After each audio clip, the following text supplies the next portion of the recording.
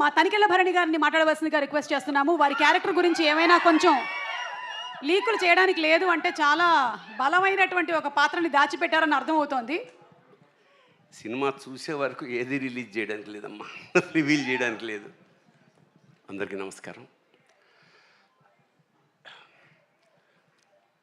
కమల్ హాసన్ గారి సినిమా మరో చరిత్ర దీపక్ మహల్లో చూశాను ఇక్కడ. ఆ చూడడమే ఒక అదృష్టం. అలాంటి నుంచి ఆయనతో కలిసి యాక్ట్ చేయడం అనేది నా పూర్వజన్మ సుకృతంగా భావిస్తున్నాను. Anybody for that matter, any artist మొత్తం భారతదేశంలో కాదు, యావత్ భూప్రపంచంలో లోకనాయకుడు అంటే Kamal Haasan. That's all.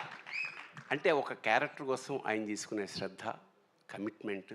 So he transforms into a character. That is the greatness of Kamal Haasan. చరిత్ర మనకి బంగారు పుటలు చరిత్ర రాయాల్సి వస్తే కమల్ హాసన్ కోసం ఒక పేజీ కాదు, ఒక పేరా కాదు, ఒక బుక్ రాయాల్సి వస్తుంది. అలాగే మణిరత్నం సార్, ఆయన సినిమాలు చూసి పెరిగాం మేము.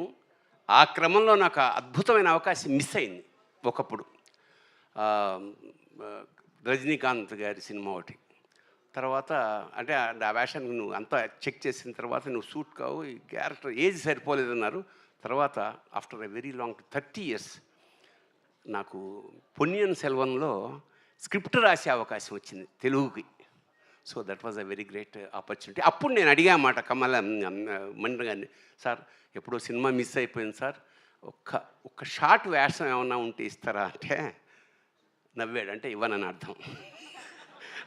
తర్వాత ఫోన్ వచ్చింది, చాలా పెద్ద వేషం, చాలా మంచి వేషం, వీళ్ళందరితో కలిసి చేసే అదృష్టం. మా నాజర్ గారు is one of my best friend in the industry. అలాగే త్రిష గారు ఫస్ట్ సినిమాలో నేను ఫాదర్ వేషం వేసాను త్రిష గారికి. సో థగ్ లైఫ్ అనేది ఒక యావత్ భారతదేశంలోనే ఒక సెన్సేషన్ క్రియేట్ చేస్తుంది మనస్ఫూర్తిగా నమ్ముకుంటూ. Thank you so much. Thank you so much Bharani గారు, థ్యాంక్ యూ. అండ్ అలాగే మా నాజర్ గారికి మైక్ని అందించవలసిందిగా రిక్వెస్ట్ చేస్తున్నాము. నాజర్ గారు.